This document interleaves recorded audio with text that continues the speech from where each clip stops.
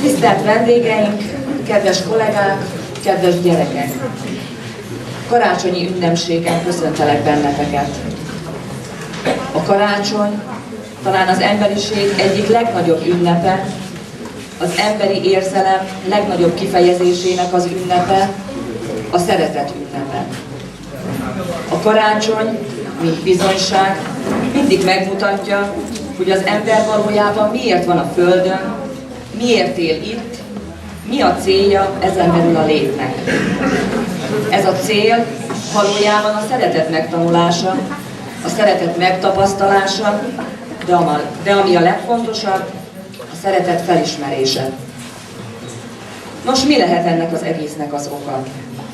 Talán elképzelhető, hogy a világot alkotó tudat ezen az éjszakán, karácsony éjjelén maga is mintha alászállna az emberek közé, és szétáradna az emberek között, és ez a szétáradás valójában az emberi lélek hatalmát, az emberi lélek fényét jelenti.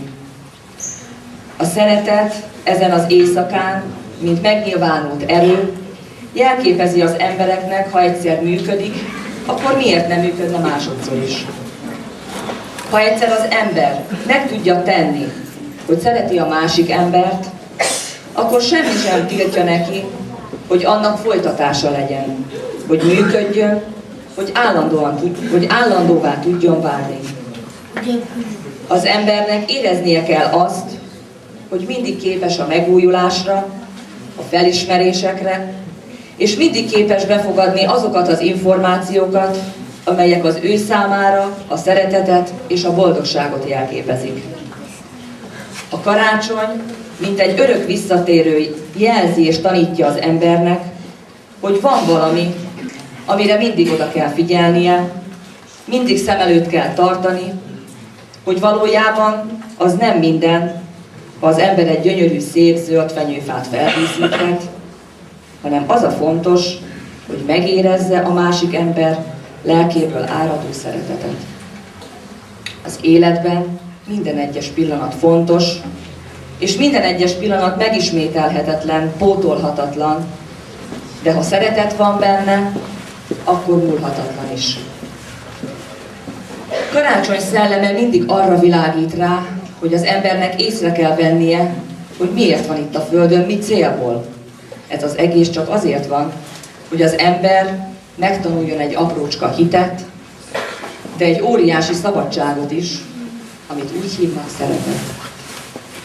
Kedves gyerekek, szép ünnepségünk volt, igényesen, szépen összeállított műsort láthattunk.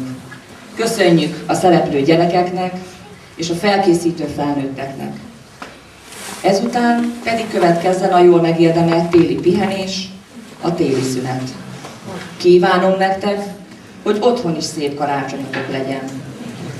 Ajándékot kapni öröm, de ugyanolyan, vagy még nagyobb öröm, ha mi ajándékozhatunk olyat, amivel tudjuk, hogy örömet szerezhetünk. Ti gyerekek, úgy gondolom, azzal tudtok a legnagyobb örömet szerezni szüleiteknek, ha jó híreket visztek haza az iskolából. Először is szeretném megköszönni a Fény gyermekei Magyar Esszinus Egyház Karmel Alapítványának, hogy intézményünket és 50 tanulónkat karácsony alkalmából megajándékozta. Köszönjük e nemes gesztust és a kapott adományokat. És itt szeretném megragadni az alkalmat, kérném szépen a fejlesztőiskola, a 4., a 6. és a 7. osztályt, hogy az ünnepség után maradjanak itt az ebédlőbe, mert a képviselők szeretnék az osztályoknak átadni még az ajándékot, mert az ünnepség előtt nem sikerült mindenkinek átadni. Köszönetemet szeretném kifejezni továbbá az iskolánkat támogató Fogadj El Alapítványnak, aki az idén is sok kedves ajándékkal készült erre az ünnepre. Fogadjátok tőlük szeretettel. Egy népi köszöntővel szeretném a karácsonyt ezúton még köszönteni. Mikor Szent Karácsony angyalai szállnak, öröm a vendége minden igaz háznak. Eltörpül ilyenkor a lárma, az árnyék, megszépül a szívben minden igaz szándék. Kívánom, hogy mindenkinek szeretetteljes, áldott, békés karácsonya legyen. Találkozunk január 3-án hétfőn, a 2011-es év első tanítási napján.